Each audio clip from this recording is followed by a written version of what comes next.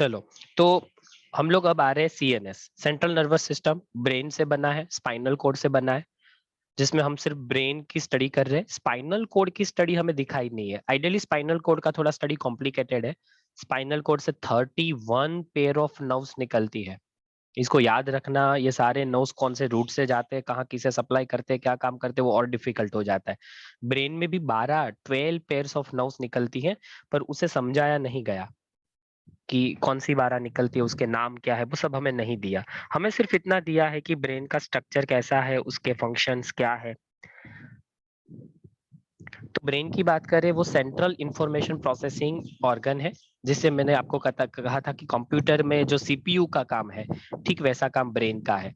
Command and control system, जिसका काम है पूरी बॉडी के सारे ऑर्गन्स को कमांड देना और उसका कंट्रोल करना, उसे सिंक्रोनाइज्ड रखना। मैंने आपको ये भी बताया था कि उसके बहुत से फंक्शंस है। वॉलंटरी मूवमेंट, जो हम अपने हाथ पैर हिला पाते हैं, हम खाना चबाते हैं, हमारे बॉडी का बैलेंस बनाना, हमारे हीट, हमारा जो टेम्परेचर लेवल है बॉडी का, वो फिक्स रखना, हमें भूख और प्यास लगती है, हंगर और थर्स्ट, वो उसी की वजह से है। 24 आवर की जो हमारी रिदम साइकिल है, उठना और जागना, वो प्रोसेस, वो भी यही एक्चुअल में रेगुलेट करता है। और एंडोक्राइन ग्लैंड्स की काफी सारी एक्टिविटी का कंट्रोल ब्रेन से ही है। 22 चैप्टर पूरा एंडोक्राइन ग्लैंड्स और उसके फंक्शंस पे है। अगर हम आगे बात करें ह्यूमन बिहेवियर, वो भी ब्रेन की वजह से कंट्रोल होता है। हमें इस चैप्टर में क्या समझना है, इस पॉइंट में क्या समझना है, तो हमें यहाँ जो समझना है वो ये समझना है कि ब्रेन को प्रोटेक्ट कैसे किया गया है, ब्रेन का मेन फंक्शन क्या है, उसके पार्ट्स क्या है,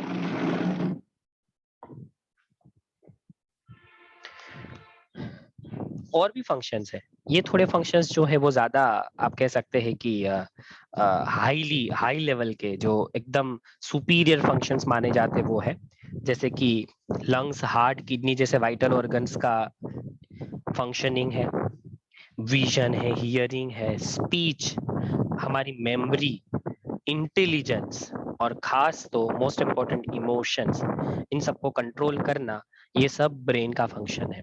हम फटाफट से चले जाते, थॉट्स भी जनरेट्स होते हैं, वो भी एग्जैक्टली जो पोर्शन है वो ब्रेन ही है। ब्रेन ही वो लोकेशन है जहां से थॉट्स रेगुलेट होते हैं, कंट्रोल होते हैं, उसके ऊपर एक्शन किया जाता है।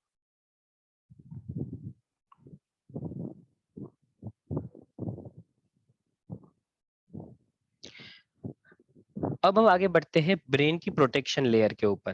तो ब्रेन का दो प्रोटेक्शन है, ये भी हम समझ चुके थे, ये भी मैंने आपको बता दिया था कि एक तो स्कल से ब्रेन प्रोटेक्ट होता है और दूसरा क्रेनियल मेनिंजिस से प्रोटेक्ट होता है।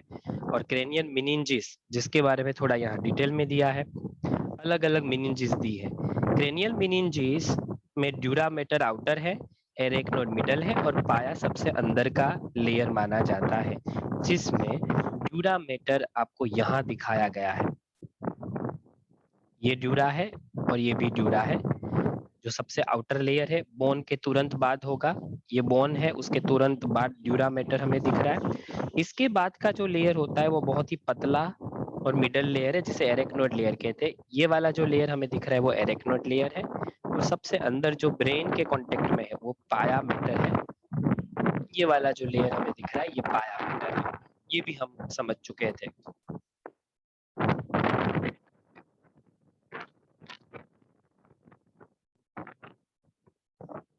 तो ये सारी प्रोसेस समझ चुके थे, मैं आपको ऊपर ऊपर से क्विक रिव्यू बता रहा हूँ सिर्फ। आगे बढ़ते, यहाँ से हमारा पोर्शन शुरू होता है, मेरे हिसाब से यहाँ से ही बाकी था। ब्रेन के हम 3 मेजर पार्ट कर सकते हैं, जिसमें फोर ब्रेन, आगे का ब्रेन फोर ब्रेन के नाम से जाना जाता है। देखो, फोर ब्रेन सबसे बड़ा ब्रेन पार्ट है, सबसे बड़ा। सबसे छोटा मिड ब्रेन है, मिड ब्रेन बहुत ही छोटा है, सिर्फ इतना सा ही। और हिंड ब्रेन, जिसे हम पीछे का ब्रेन कहते हैं, लोग कहते हैं पीछे मत मारना, पीछे मत मारना, पीछे छोटा दिमाग होता है। वो छोटा दिमाग मतलब क्या, तो कि वो हिंड ब्रेन की बात कर रहे हैं। तो जिस छोटे दिमाग की बात कर रहे हैं वो और कुछ नहीं, वो हिंड ब्रेन है। हिंड ब्रेन ये रहा, जिसके अंदर ये भी इंक्लूड होता है, ये भी इंक्लूड होता है। ये सब हिंड ब्रेन का पोर्शन है। हिंड ब्रेन में ये भी इंक्लूड होता है, जितना मैंने हाईलाइट किया वो हिंड ब्रेन का हिस्सा है। हम एक एक करके देखेंगे तो ज्यादा समझ आएगा। इसमें तीनों पार्ट, मेन पार्ट दिखा दिए हैं। फोर ब्रेन, फोर मतलब आगे, मिड मतलब मिडल, हिंड मतलब पीछे, जैसे हिंड लिम्स का मतलब होता है पीछे के लिम्स। फ्रॉग के 4 लिम्स होते हैं, आगे के लिम्स को 4 लिम्स कहते हैं, पीछे के लिम्स को हिंड लिम्स कहते हैं। हिंड इसलिए क्योंकि पीछे है, पीछे का मतलब ही हिंड।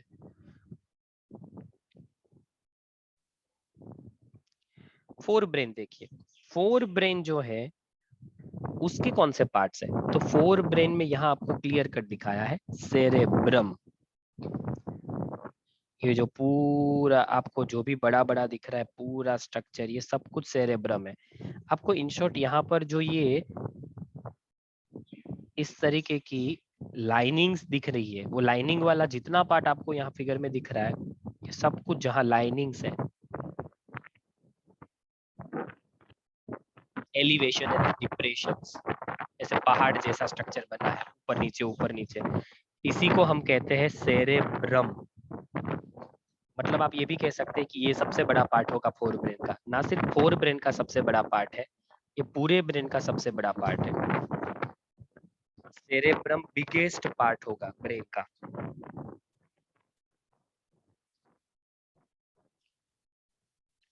दूसरा पार्ट है थैलेमस। थैलेमस का मीनिंग हम बेस भी कर सकते हैं, बेस। ये जो आपको दिख रहा है ये थैलेमस है।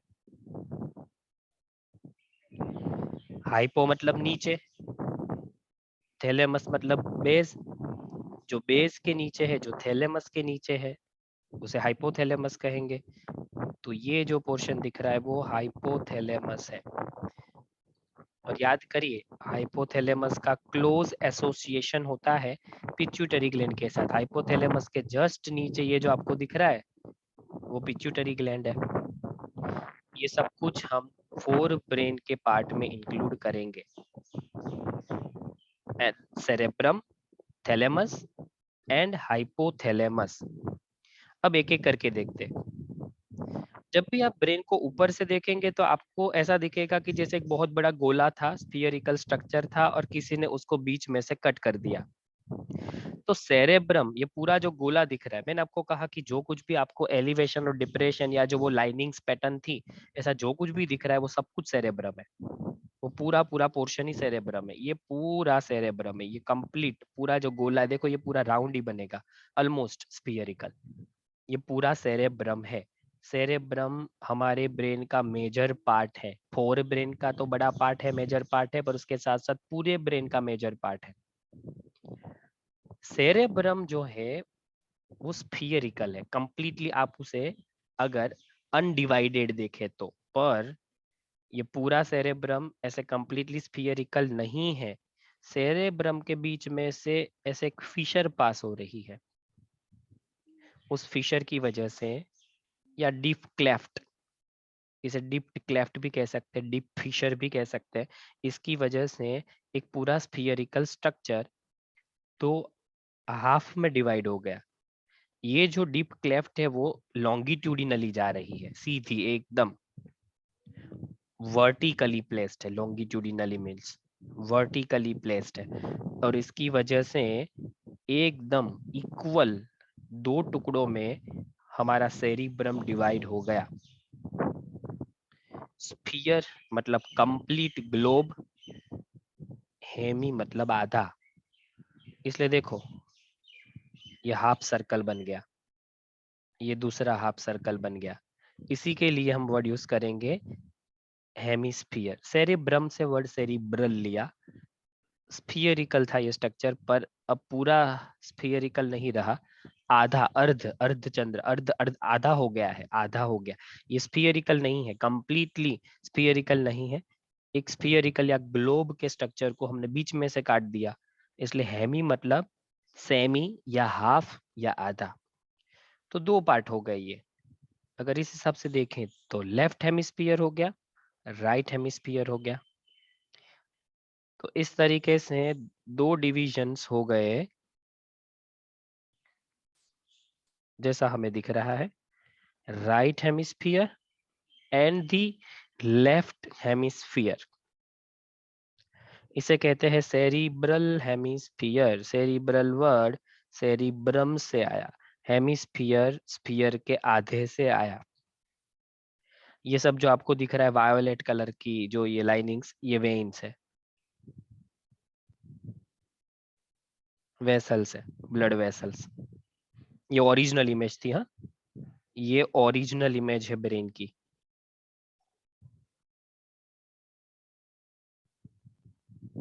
अब हम आते हैं ब्रेन के उस पार्ट तक जिसे कहते हैं कॉर्पस कैलोजम। ये क्या है? तो वो दोनों टुकड़े आपस में कहीं तो जुड़े होंगे, वो दोनों आधे आधे जो टुकड़े हैं उसको कोई तो जोड़ के रखने का काम करता होगा। वो जो दोनों टुकड़ों को, हेमिस्फीयर को आपस में जोड़ के रखता है, वो नर्व फाइबर से बना हुआ एक ट्रैक होता है, उसकी वजह से वो जुड़े हैं और उसी को कहते हैं कॉर्पस कैलोजम। आपको यहाँ पर जो ये दिख रहा है ना, जिसको हाईलाइट करके दिखा है फिगर में, ये हेमिस्फीयर को कनेक्ट करके रखता है। आपको यहाँ पर क्लियरली एक हेमिस्फीयर दिख रहा है, देखो क्लियर कट हमें एक हेमिस्फीयर तो दिख ही रहा है। ये मैं बाउंड्री बना रहा हूँ हेमिस्फीयर की, ये एक हेमिस्फीयर दिख रहा है। दूसरा हेमिस्फीयर कनेक्टेड होगा ठीक दूसरी तरफ, और उसको कनेक्ट करके रखेगा ये जो ग्रीन कलर से आपको दिखाया हुआ है, वो नर्व फाइबर का ट्रैक, उसी का नाम है कॉर्पस कैलोजम। याद रखिए, इसी को कॉर्पस कैलोजम नाम से जाना गया। यही है कॉर्पस कैलोजम। ये इसका मतलब ये है कि कुछ बस इतनी डेप्थ होगी दोनों हेमिस्फीयर के बीच में, फिर तो ये पोर्शन आ जाएगा तो वो आपस में कनेक्ट हो जाएंगे। यहाँ इसके साथ आप इसको थोड़ा कंपेयर करके देखिए कि ये जो हमें बीच में गैप दिख रही, वो गैप कितनी बड़ी होगी वो मैंने आपको दिखाई, पर अंदर जाने के बाद वो कहाँ से एक दूसरे के साथ ज्वाइंट हो जाएंगे ये भी मैंने आपको बताया।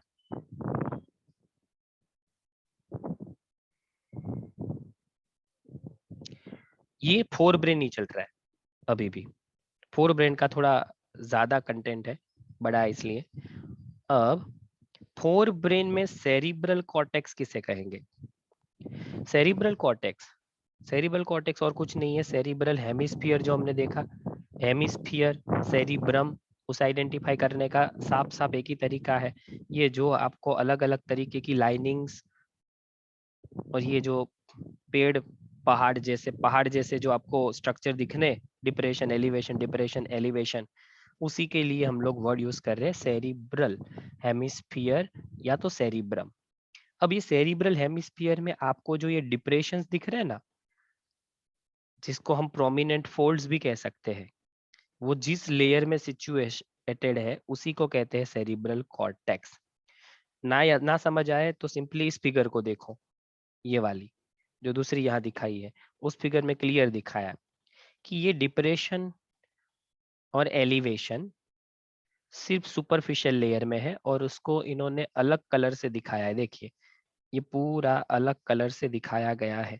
अगर मैं थोड़ा सा पोर्शन यहाँ आपको फील करके बताऊं तो देखो ये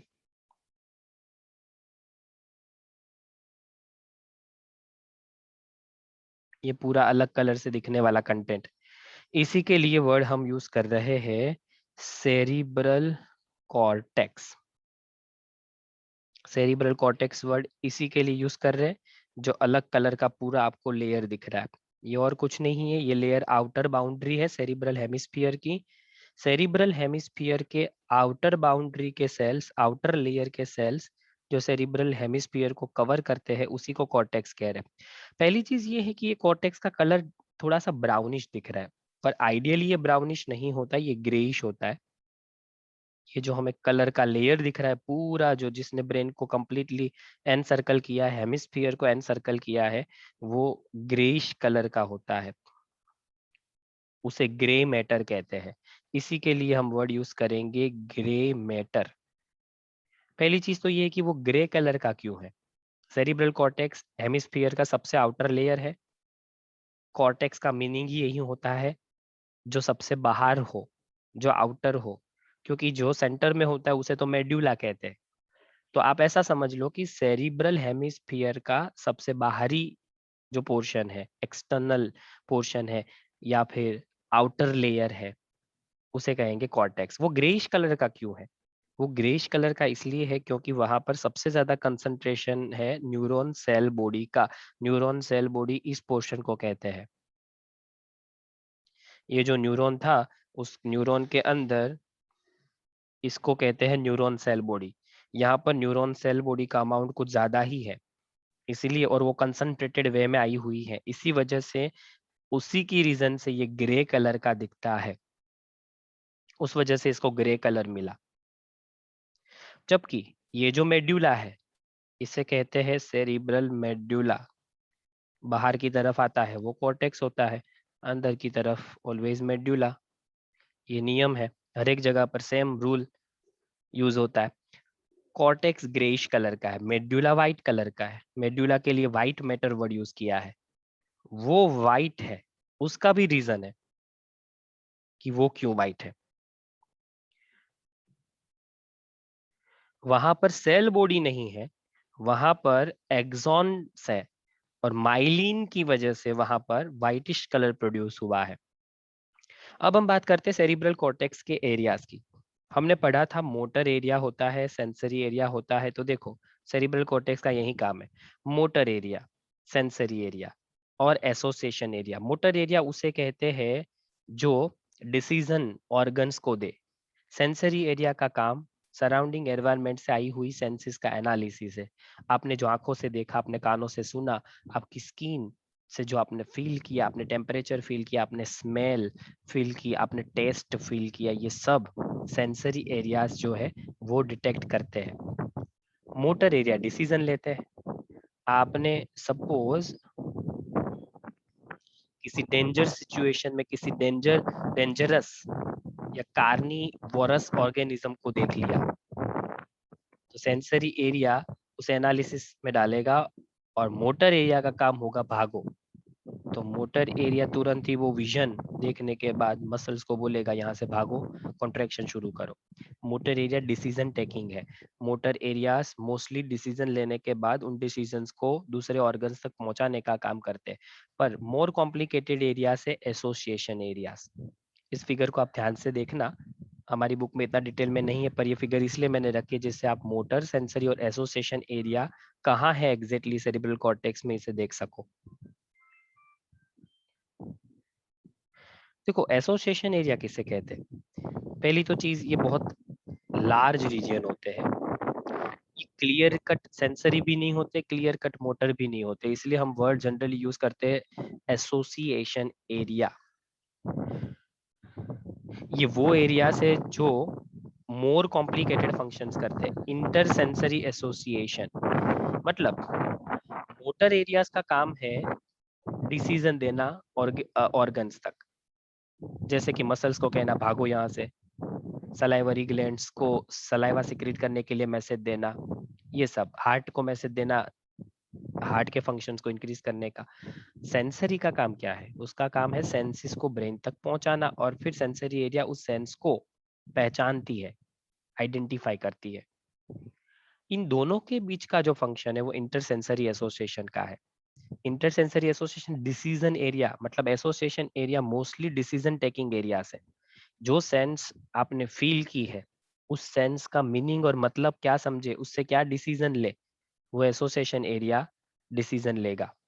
इनपुट्स जो आए हैं उसे समझने का काम सेंसरी एरिया का है। डिसीजन इनपुट्स के हिसाब से लेने का काम जो है, वो काम जो है एसोसिएशन एरिया का है। और डिसीजन को दूसरे ऑर्गन्स तक पहुंचाने का काम मोटर एरियाज का है। मेमोरी का बहुत बड़ा फंक्शन एसोसिएशन एरिया के साथ जुड़ा हुआ है, और कम्युनिकेशन भी। उसका रीजन यही है, आप जो कुछ भी सीखते हैं वो आपकी मेमोरी में स्टोर है। आपने लैंग्वेज सीखी, आपने ग्रामर सीखा, किस टोन में, किस लैंग्वेज में किससे बात की जाती है, ये सीखा, ये सब कुछ कहीं स्टोर है। उस स्टोर एरिया से उस डेटा को रिट्रीव करना, बाहर निकालना, उसे आप करंट सिचुएशन में जो फील कर रहे हैं, सेंसिस की वजह से आपको जो फील हो रहा है, वो सेंसिस के साथ उसको ज्वाइंट करना, और इंटीग्रेटेड वे में एनालिसिस करके डिसीजन क्रिएट करना, ये काम एसोसिएशन एरिया का है। एसोसिएशन एरिया को डिसीजन लेने के लिए मेमोरी एरिया को एक्सेस करना पड़ेगा, इसलिए इसका फंक्शन ज्यादा कॉम्प्लेक्स है। किसी को कुछ पूछना है इसमें तो बीच में बोलना।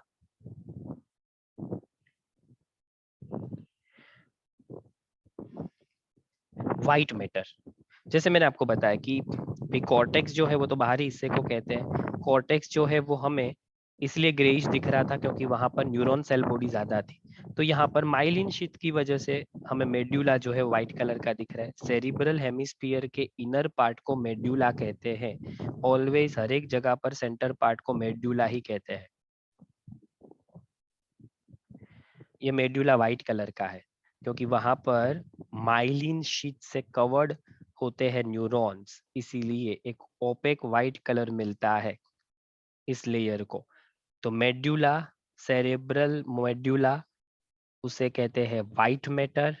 सेरेब्रल कॉर्टेक्स, जिसे कहते हैं ग्रे मैटर। ये कॉर्टेक्स है, अंदर वाला मेडुला है। कॉर्टेक्स ग्रे कलर का होगा, मेडुला व्हाइट। इससे एग्जैक्टली रिवर्स होगा स्पाइनल कॉर्ड। स्पाइनल कॉर्ड में उल्टा है, स्पाइनल कॉर्ड का कॉर्टेक्स जो है वो व्हाइट कलर का होता है और उसका मेडुला ग्रे कलर का होता है, उल्टा होता है। बुक में है नहीं, याद नहीं रखना, पर रिवर्स है ऐसा याद रख सकते हो सिर्फ।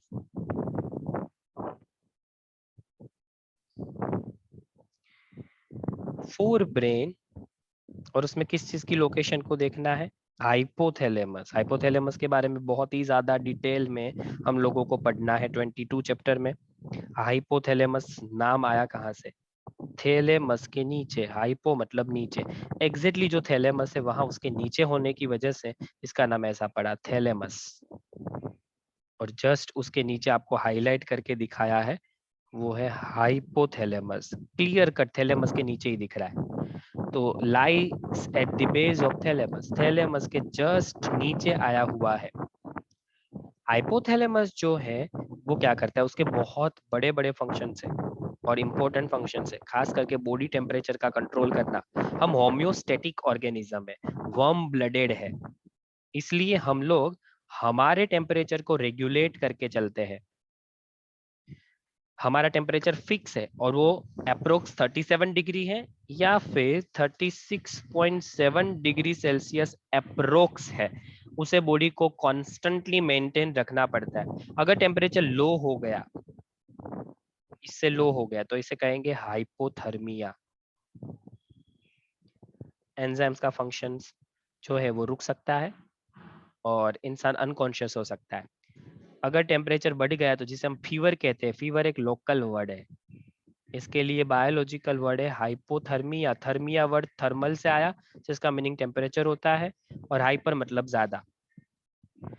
टेम्परेचर बढ़ने से एंजाइम्स के फंक्शंस पे अफेक्ट होता है। एंजाइम्स की क्वालिटी जो है, काम करने की रेट जो है फंक्शन का, वो तुरंत डाउन होगा, जिससे केमिकल रिएक्शंस की स्पीड कम होगी, जिससे बॉडी के फंक्शन स्लो हो गए, इसीलिए हमें वीकनेस फील होती है, जिसे हम फटीग कहते हैं।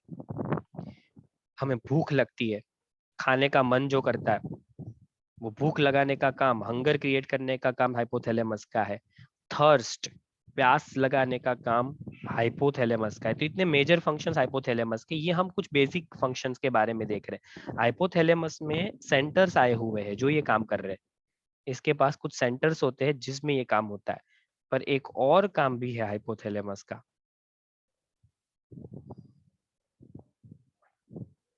हाइपोथैलेमस एंडोक्राइन ग्लैंड है। हाइपोथैलेमस को आप ये भी कह सकते हैं, ये प्रेसिडेंट है एक तरीके से, सारी ग्लैंड का प्रेसिडेंट। मास्टर्स, मास्टर ग्लैंड भी कहते हैं, सबसे बड़ा मास्टर यही है। तो क्यों? क्योंकि इसके पास स्पेशल सेल है जिसको न्यूरो सिक्रेटरी सेल्स कहते हैं। ऐसे न्यूरॉन्स जो सिक्रेटरी है नेचर में, मतलब केमिकल्स बनाते हैं कुछ और उसे फिर रिलीज भी करते हैं। ये रहे हाइपोथैलेमस के न्यूरो सिक्रेटरी सेल्स। इनका काम क्या है? इनका काम है स्पेशल हॉर्मोन्स क्रिएट करना, और उस हार्मोन को हम हाइपोथैलेमस के हार्मोन या हाइपोथैलेमिक हार्मोन्स कहते हैं। और हाइपोथैलेमस के हार्मोन्स का मेन फंक्शंस क्या है? मेन फंक्शंस क्या है? तो हाइपोथैलेमस के मेन फंक्शंस है पिट्यूटरी ग्लैंड्स का कंट्रोल। ये जो भी हाइपोथैलेमस के हार्मोन्स यहाँ से बने हैं, वो सीधे ट्रैवल करके यहाँ पहुंचेंगे और पिट्यूटरी को कंट्रोल करेंगे। इसलिए आप कह सकते हैं कि हाइपोथैलेमस का काम बहुत बड़ा है और इम्पोर्टेंट भी है। हाइपोथैलेमस का फंक्शन काफी इंपॉर्टेंट है। विदाउट हाइपोथैलेमस पिट्यूटरी को कौन कंट्रोल करेगा? पिट्यूटरी मास्टर ग्लैंड है, ये बड़ा प्रधान है, प्राइम मिनिस्टर, और हाइपोथैलेमस प्रेसिडेंट है। तो यहाँ पर प्रेसिडेंट का होना जरूरी है। पिट्यूटरी मास्टर है तो हाइपोथैलेमस उसका भी मास्टर है, उसे कहते हैं मास्टर्स मास्टर ग्लैंड, इसलिए कहते हैं ऐसा। तो ये न्यूरोलॉजिकल, सॉरी, इसका फंक्शन एंडोक्राइन फंक्शन है, एक फंक्शन न्यूरो सिक्रीटरी सेल्स की वजह से। तो दो तरीके के फंक्शन है, इसके लिए डिटेल में हम लोगों को 22 चैप्टर में जाना है, जिसमें हाइपोथैलेमस और डिटेल में है। और मोस्ट इम्पोर्टेंट, जानने में थोड़ा इंटरेस्टिंग है, इसलिए एक डिजीज है जिसमें एक इंसान को फियर फील नहीं होता, जिंदगी में कभी फियर ही फील नहीं होगा, डर नहीं लगेगा। हालांकि ये एक डिजीज है, डर लगना अच्छी चीज है, क्योंकि अगर फियर फील नहीं होगा तो हम डेंजरस सिचुएशन को आइडेंटिफाई नहीं कर पाएंगे, और ये कंडीशन लाइफ थ्रेटनिंग हो सकती है, लिथल हो सकती है ये कंडीशन। ऐसा होना नहीं चाहिए, पर एक डिजीज में ऐसा होता है। वो इसलिए ऐसा होता है क्योंकि यहाँ पर ये जो चीज है एमिगडाला, ये वाला एरिया, इसे डैमेज होता है। एमिगडाला इमोशन से जुड़ा एरिया है, खास याद रखिए। एक इंसान इमोशनल लेस बन जाएगा, एकदम फियरलेस, अगर उसका एमिगडाला निकल गया, या किसी तरीके से जेनेटिकल डिजीज में अगर डिस्ट्रक्शन हो गया, कोई भी और तरीका, कोई भी और रीजन जिससे डिस्ट्रक्शन हुआ हो एमिगडाला का, तो इसीलिए limbic system most important system में से एक है। इसे लिम्बिक लोब, लिम्बिक सिस्टम, बहुत सारे वर्ड से यूज किया जाता है। जनरली सेरिब्रल हेमिस्फीयर का ही पार्ट है, फोर ब्रेन का हिस्सा है। सेरिब्रल हेमिस्फीयर का मतलब फोर ब्रेन का हिस्सा है, पर उसका अंदर का पार्ट है। और आपको यहाँ पर उसे ग्रीनिश कलर से हाईलाइट करके फिगर में दिखाया है। जनरली वो तीन पार्ट से बनता है, जिसमें यहाँ पर दो दिए हुए हैं।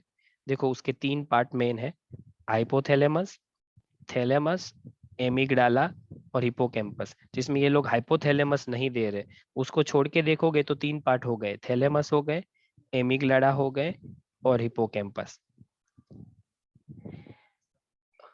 ये एसोसिएटेड डीप स्ट्रक्चर्स हैं, एमिगडाला, हिपोकैम्पस, ये सब थैलेमस। पर हाँ, उसमें अगर हाइपोथैलेमस भी इंक्लूड कर दे तो हम इसे कंप्लीटली लिम्बिक सिस्टम बोलेंगे। लिम्बिक सिस्टम ऐसे बनती है, लिम्बिक लोब ऐसे क्रिएट होता है। अब उसका बड़ा काम क्या है वो मैं आपको बताता हूँ। Along with the hypothalamus, limbic system का काम हाइपोथैलेमस के साथ है, जुड़ा हुआ है। इसलिए लिम्बिक सिस्टम में कई बार हाइपोथैलेमस को साथ में दिखाया जाता है। अदरवाइज जैसे मैंने आपको कहा कि आप तीन चीजों को साथ में बोल सकते हैं, थैलेमस, एमिगडाला, हिपोकैम्पस। थैलेमस का काम रिलेज इंफॉर्मेशन है, इसका क्या मीनिंग करेंगे, कोई बता सकता है?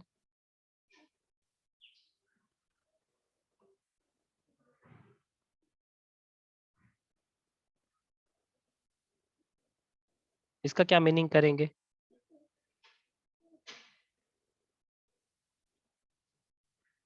Receive and pass on. इसका काम ये है कि इंफॉर्मेशन को कलेक्ट करना और उसे पास करना।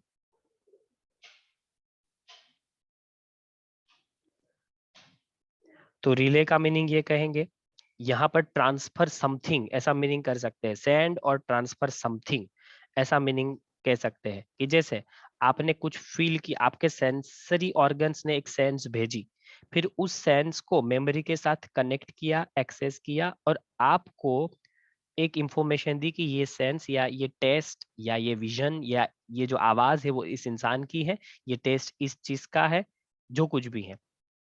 तो वो थैलेमस का काम है। जबकि हिपोकैम्पस मेमोरी कन्वर्जन से जुड़ा है, हिपोकैम्पस का काम बहुत बड़ा है, इसमें डैमेज मेमोरी लॉस के साथ कनेक्ट हो सकता है। नियोकॉर्टेक्स नाम का एरिया होता है जहां मेमोरी स्टोर होती है, और हिपोकैम्पस उसका एक्सेस एरिया है। समझो हिपोकैम्पस में डैमेज हुआ तो आप अपनी पुरानी मेमोरी, आपने जो कुछ भी सीखा है वो शायद आप लोग एक्सेस ना कर पाओ। खास हम बात कर रहे हैं उन चीजों की जो आपकी मेमोरी से कनेक्टेड है। खास याद रखिए, आपकी स्किल, आपकी हैंडराइटिंग, आपकी वॉकिंग, आप जो चलना सीखते हैं, बैलेंस बनाना सीखते हैं, बॉडी का फाइन मोटर फंक्शंस, पेन पकड़ना, पेंट ब्रश पकड़ना, इन सब का मेमोरी लोकेशन अलग होता है। इसलिए जनरली अफेक्ट आपके पास्ट मेमोरी को होता है। आप अपनी पास्ट मेमोरी भूल सकते हैं अगर हिपोकैम्पस और इन सब के बीच में अगर कोऑर्डिनेशन चला गया किसी रीजन से तो। पर हाइपोथैलेमस के साथ साथ ये क्या काम करते हैं? सेक्सुअल बिहेवियर है और कुछ कुछ emotional reactions, excitement, pleasure, extreme level का गुस्सा, फियर, मोटिवेशन, इन सबको भी ये कंट्रोल करते हैं। इन सब का कंट्रोल करना भी इन्हीं का काम है। और मैंने आपको शायद बताया हो, लिम्बिक सिस्टम जो है वो हो जाता है इम्बैलेंस में। रिप्रोडक्टिव हार्मोन्स, टेस्टोस्टेरॉन उसके लिए रिस्पॉन्सिबल है, इसलिए टीनेज की एज में हमारे डिसीजंस मोस्टली लॉजिकल नहीं होते। इस लिम्बिक सिस्टम का जो बैलेंस है वो वापस तब आता है जब आप 23 की एज तक पहुंचते हैं, तब लिम्बिक सिस्टम बैलेंस में आता है। और जो इमोशनल इम्बैलेंस क्रिएट हुआ था वो अब बैलेंस में आ जाएगा। ये लिम्बिक सिस्टम का कनेक्शन है। इसके बाद मिड ब्रेन का हिस्सा मेरे हिसाब से है, और हम एक काम करते हैं कि अब आप वापस से दोबारा से ज्वाइन करिए, उसमें मिड ब्रेन और हिंड ब्रेन जो बहुत ही छोटा टॉपिक है, मुझे नहीं लगता कि 3:30 तक भी चलेगा, तो वो खत्म हो जाएगा। तो आज ये चैप्टर का पोर्शन हम फिनिश कर देते हैं। तो आप सब वापस से रीजॉइन करिए, मैं इसे यहाँ पर फिलहाल बंद कर रहा हूँ।